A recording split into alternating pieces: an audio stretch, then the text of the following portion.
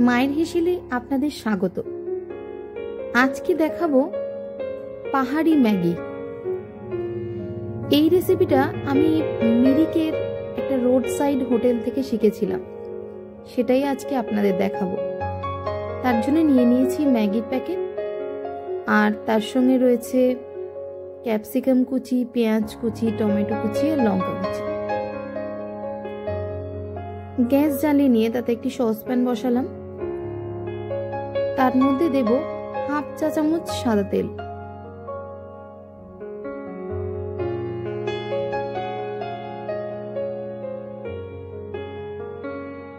এর মধ্যে দিয়ে দিচ্ছি পেঁয়াজ কুচি,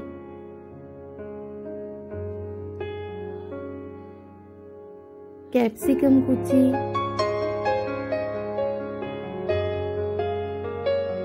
কাঁচা লঙ্কা কুচি ও টমেটো কুচি।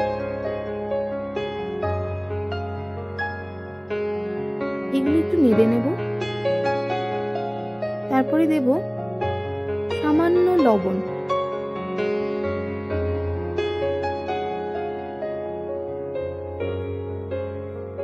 লবণটা সবজিগুলোর সাথে মিশিয়ে নেব। এবার দিয়ে দেব জল।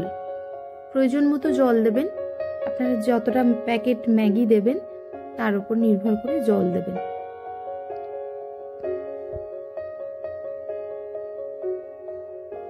জলটা ফুটতে দেবেন।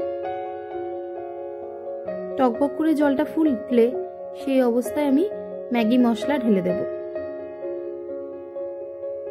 ভালো করে মিশিয়ে নেব।